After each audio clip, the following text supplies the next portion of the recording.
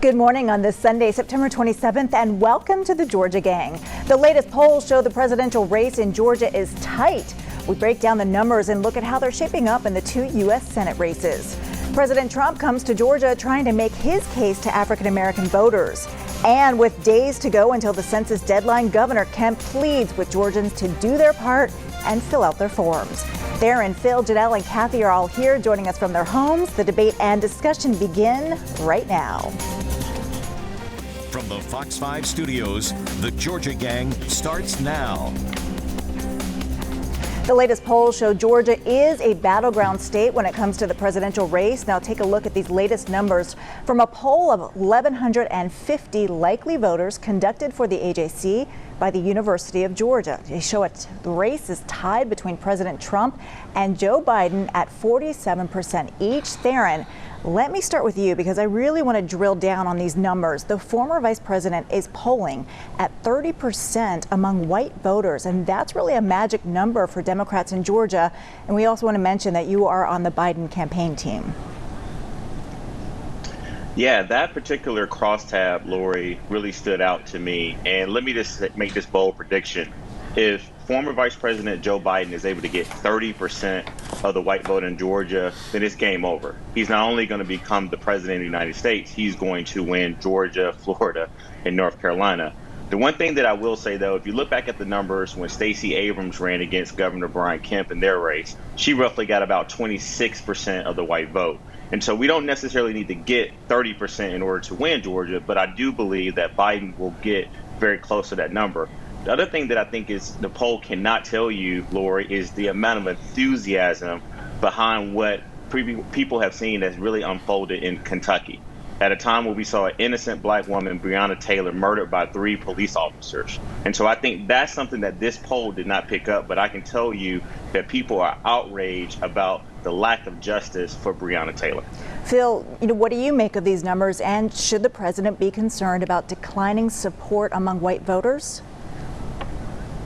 No, in fact, I've been critical of the UGA poll before. When you look at the crosstabs, the one thing that really I think is foolish for them to do, the questions are picked by liberal AJC editors. I don't know why they do that. It skews it. And secondly, they are under-polling, and they did this before, white voters over 65 in the rural areas of Georgia. Well, what is that? That's Republican strength. So if it's a 47-47 tie, I would uptick it a little bit. They weight it in the wrong fashion, and I hope I'm giving constructive criticism. I hope they redo this before November 3rd. So I think the president is in very good shape. The one numbers that I did like was who handles the economy the best. 54% said, and these includes a lot of independents and Democrats, say that President Donald Trump is best to handle the reopening of the economy and economic growth. Janelle, the president back in town Friday. Quick, Lori. Oh, yeah, go ahead, Theron.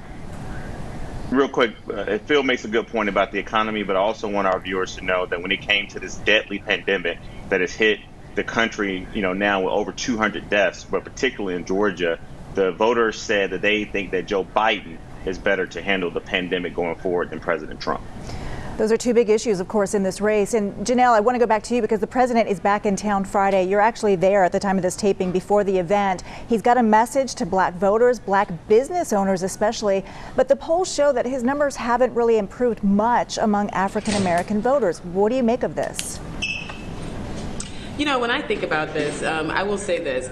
A lot of African-American voters are feeling as though they are just not supported. They feel as though if they do announce whether or not they're supporting the president, or if they are supporting the president, they're going to be attacked and there's going to be, canceled by the liberal left if they say that they want to support someone other than Joe Biden. I mean, Joe Biden himself said if you don't vote for him, then you're not black. So I don't trust any polls that's coming out as it relates to the minorities. Just this morning, I was having a conversation with a black woman who doesn't live in the state of Georgia, who is just on the fence. So, I mean, it's really definitely going to be a unique situation. I'm excited to see what the platinum plan is going to be that the president is going to roll out. And I just want to push back a little bit on what Theron said about Joe Biden and COVID. I would love to know who these voters are that they are polling as it relates to that, because from what I'm hearing, they believe that it is the bull in the china shop attitude that's going to allow us to be able to push through and fight through through and get this economy back on track. Kathy, before I get to you, Theron, do you want to respond Lori, to that? Theron? I will. Yeah, real quick, guys. I'm sure Kathy's got great to say. Janelle, I don't know what America you're living in right now. Not only does the poll in Georgia show that people believe that this president is not handling this deadly coronavirus pandemic well, you've seen in the national polls. And so that's the one thing that I think is going to cost him his presidency.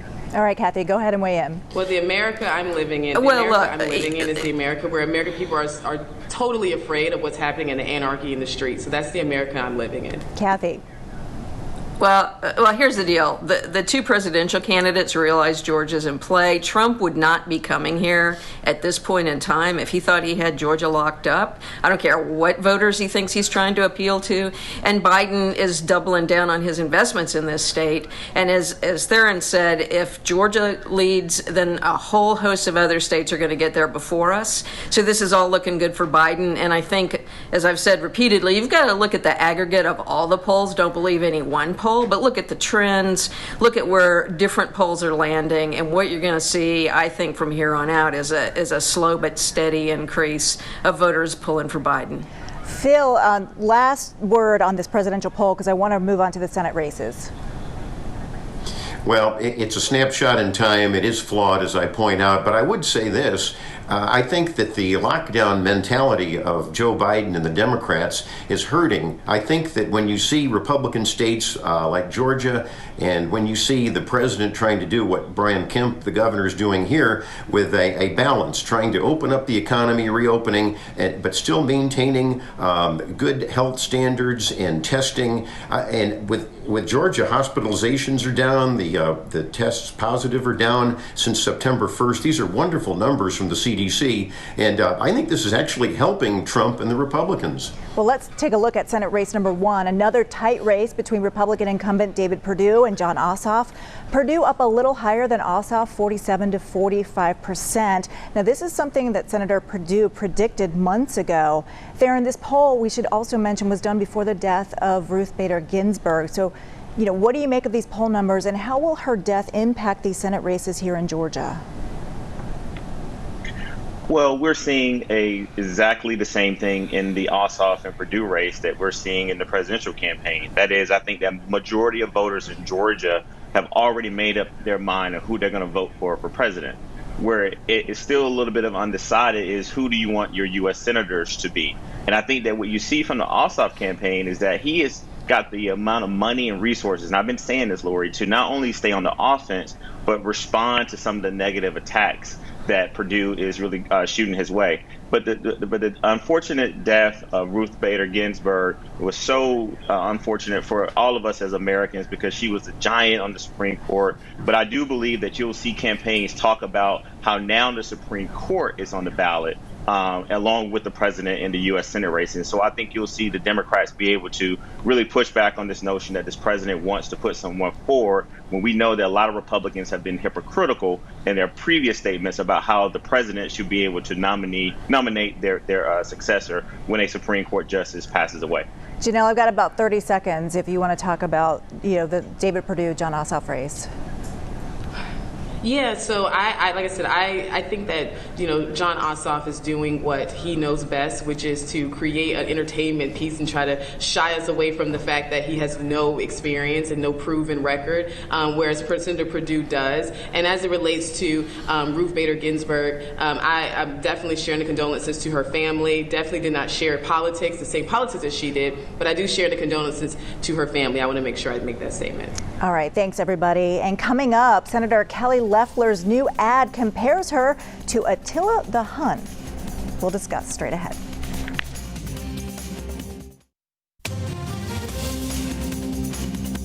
Have a question or comment for the Georgia Gang? Email them at georgiagang@foxtv.com. We'll start this block with a look at Senate race number 2. Now take a look at these latest poll numbers released by the AJC and the University of Georgia. Phil says they're flawed, but we're going to go with them anyway. Again, it's a poll of 1,150 likely voters. Incumbent Kelly Loeffler at 24%, and then Republican Doug Collins and Democrat Raphael Warnock are close at 21 and 20%. Kathy, Democratic leaders are urging Matt Lieberman and Ed Tarver to drop out so Democratic voters can put their full support behind Raphael Warnock, almost assuring that he makes it into a runoff. Should they drop out? Well, that's up to them. Their names are going to be on the ballots anyway because the absentees have gone out. I think, when we get to January, probably what we'll see is that the U.S. Senate will hinge on the outcome of this election. And so, in my mind, it would certainly be great if any candidates besides the front runner would throw their weight behind the front runner so we can make sure that that we have a Democrat in the runoff. But, it's a democracy. People can stay on the ballot and run and do whatever they want to do once they qualify. But, I don't see a pathway to victory for Lieberman or Tarver. And so I think taking one for the team in this instance would be good strategy for all of us. Theron, before I get to the Republicans on the panel, you're a Democratic strategist. So what do you think? I mean, should Lieberman and Tarver drop out and put their support behind Warnock? I think Kathy said it so well. I mean, at the end of the day, we believe in democracy in the Democratic Party. We want people to feel that they can have the right to run. But unfortunately, with 21 people on the ballot right now, that 5, 6, maybe 10% of the vote that Lieberman and Tarver could get, we predict that a lot of that vote, if not all of it, could go to Warnock. But here's the bottom line, Lori. At the end of the day, Warnock has just raised the most money. He's spent the most money. He's got the best campaign. He's got the best strategy going forward. And so, again, I don't want to go on the record saying they should drop out, but we need to come together as Democrats and have a very uncomfortable conversation about winning. And I do believe, as Kathy said, they may have to take one for the team for us to only not get in the runoff, but ultimately win this Senate seat. Janelle, let's switch over to the Republicans. You're honorary co-chair of the Loeffler campaign. Her latest ad has garnered a lot of attention, saying that she's more conservative than Attila the Hun. Let's talk about that ad, but also, do you think she should be a little bit higher in the polls considering the amount of money that she's spending? No, I mean, I think the polling is reflective of the number of people that are in the race. When you have a lot of options, you're going to definitely spread out support. And I kind of agree with the Democrats on their side. I kind of wish we could see that on our side. I would love to see if Collins would drop out so that we can now have our Republican friends all kind of harness their vote into that one direction as well. But as it relates to the ad was just supposed to be something funny, just something fun. I mean, as a millennial, I had to research the Attila the Hun and just figure out what exactly that is. But I will say that there was a time when my husband and I were watching TV and it was one commercial after another of like just campaign ads, and then that ad dropped on and it caught my attention. I was like, I thought finally there was something different happening. So it was good. It was all in jest. Well, that's what you want an ad to do, is garner attention. Phil, right now Doug Collins is holding his own, but how does he keep up with Senator Loeffler, who is spending $20 million of her own and has the backing of the National Republican Senatorial Campaign Committee? Well, I'll answer that in a second, but I still have to laugh at Raphael Warnock whining that the other Democrats ought to drop out. I think it shows weakness on the part of Warnock, and he's not getting the traction that he thought he would. But with regard to Collins and Loeffler, I think that it's never worked over 30 years, and I've said this on the show before, when Republicans start trying to claim that they're more conservative than the other conservative candidate. Look, the good news is that there will be a conservative Republican probably in a runoff in January, so we can take heart as Republicans and as centrists who would want them. But secondly, I think it's funny that Janelle didn't know who Attila the Hun was. Maybe that's good. I don't like the ad. I think that candidates of both parties need to be talking more on kitchen table issues. They need to all be talking about crime, law and order, race relations, education, COVID. That's what people want to hear, especially independents and swing voters. Well, I think there were a lot of people who had to go back to their history in textbooks, Janelle, so I'm taking up for you. But Theron, I want to get your take on this Attila the Hun ad, because if Loeffler makes it into a runoff, and let's say it's with Raphael Warnock, does that messaging hurt her, or is that just kind of a blip and everybody moves on? It's going to shock a lot of our viewers, but I absolutely agree with Phil. At the end of the day, I think that the Leffler campaign has got so much money that they are just making up things as they go. I mean, at the end of the day, what I think voters are going to really care about are, whether or not they're going to be able to get back to work. They're going to care about health care, particularly people with pre-existing conditions, and they're going to care about infrastructure and things like that, and education. And so I think the ad, it was cute, and it's forced us to talk longer about it on this show than I would like to, but I think ultimately it's not going to drive up conservative voters for her. Okay, we'll leave it there, everyone. Thank you. Coming up, Georgia could soon be missing out on hundreds of millions of dollars and another congressional seat because of the census count. We'll discuss straight ahead. Join the discussion on the Georgia Gang Facebook page and watch past episodes on the Georgia Gang YouTube channel. This week, Governor Kemp urged Georgians to fill out their census forms. And Theron, I'll start with you because you and I traveled the state as the marketing co-chairs to spread the word about the importance of the census. There was a lot of momentum there in the beginning, and then we could feel it. As soon as the pandemic hit, the air went out of the balloon. No one was really paying attention about the census. The media wasn't. So let's just talk about where we are, because in terms of, and I'll drill down here, in terms of the self-response rate, they were actually, the rates were actually pretty good. It was in terms of the enumerators going out in some of these rural areas in rural Georgia. These are the hard to get to areas where people are used to, people coming and knocking on their doors, the enumerators. So I think it's a good push by the governor, and we still don't know about, the deadline here. Well, I want to thank the governor publicly for continuing to speak up about how important the census is to Georgia. And this is a competition, and right now, Georgia, we're losing this competition. So I just want to encourage all of our viewers, if you haven't done so already, it literally takes less than 5 minutes. Go to my2020census.gov and just type in your ID number that you should have received in the mail. If you don't have it, just complete the census. And also, you can call 1-800-923-8282. Again, 1-800-923-8282. I know that this is very important to not only the governor, but mayors and county commissioners and all these people that are on the state complete count committee. And so, listen, we've got to pick it up, because as Lori just said, where we fell off in Georgia is when we got to the stage where the enumerators had to go out. But because of this deadly pandemic, and because President Trump reduced the deadline, it was supposed to be at the end of October. Now it's at the end of September. We are in close to last place, and so we got to pick it up, Georgia. Phil, I'll go to you because there is a lot of confusion over the census deadline. It was originally extended to October 31st, and that has been pushed up to this Wednesday, which has not given enumerators enough time to knock on doors, and many are pointing the finger at President Trump for pushing that deadline up. Well, he's now agreed that the deadline should be extended. And I'll throw out a statistic, because I do hope more Georgians sign up. If we can get 300,000 more Georgians to sign up by Wednesday, we could get a 15th congressional district in the state. Isn't that interesting?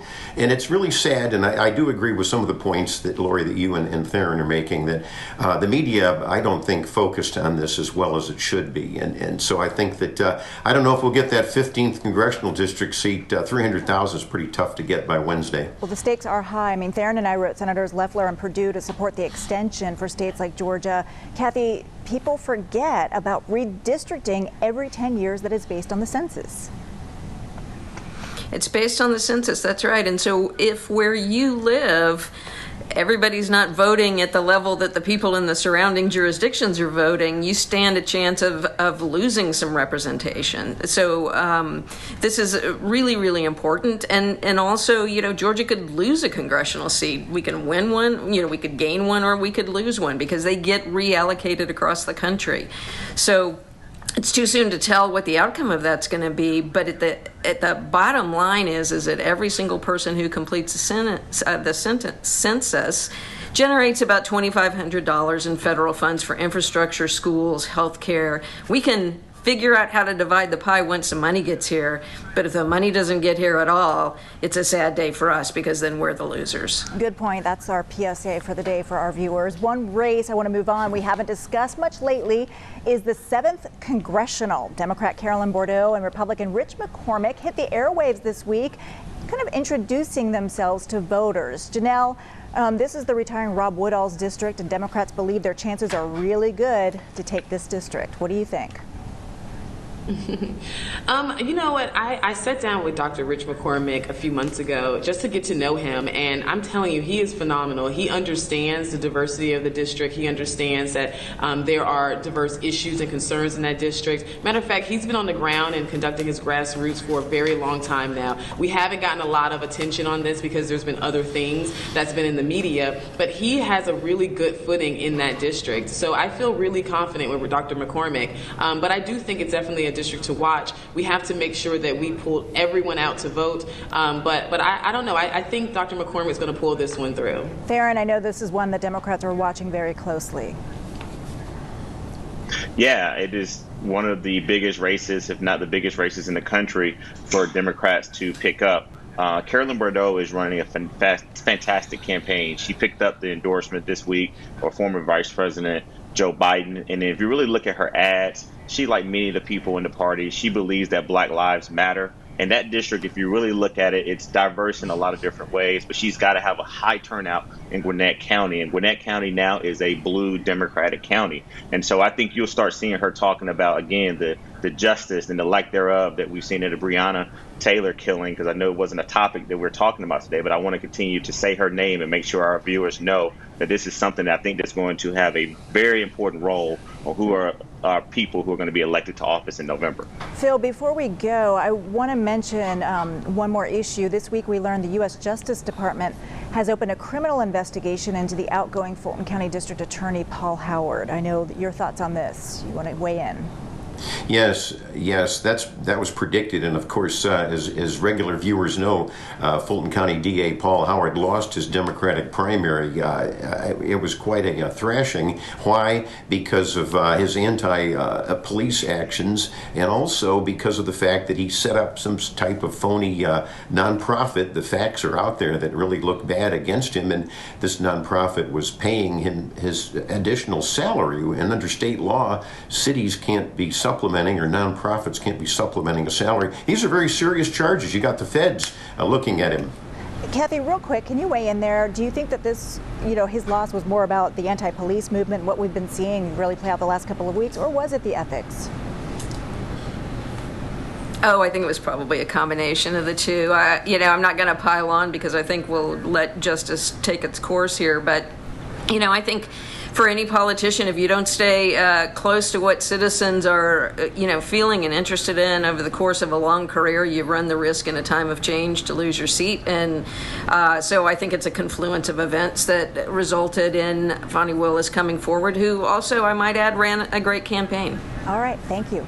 All right, coming up, everyone, we will have winners and losers. Stay tuned.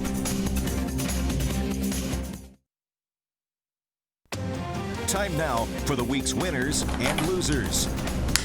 I'll go first real quickly. An initiative called Georgia Support the Vote, a committee founded by Republican Eric Tannenblatt and Democrat Michelle Nunn. We like it when Republicans and Democrats work together. Well, it's dedicated to helping Georgia businesses and organizations encourage their employees and customers to vote. You can find more information at gasupportthevote.org. And Theron, over to you. All right, my first winner is going to be my mom. I missed this last week, so happy belated birthday, Mom. You're fantastic and outstanding, and thank you for what you do for me and my siblings and all of our family every single day. And also, my winner is going to be Breonna Taylor. Unfortunately, this innocent Black woman lost her life at the hands of police officers. And I just want to let all the Black women know out there that as a Black man, we will make sure that you're protected. And we will make sure that we continue to fight for our communities and make sure our families get justice. And then lastly, it's got to be my loser, the Attorney General of Kentucky, Daniel Cameron, who basically did what a lot of us were not surprised, and that is not seek justice for Breonna Taylor. All right, Phil, over to you. We've got about 2 minutes left in the show. Well, my winners are the members of the Atlanta Police Department. They're under the gun.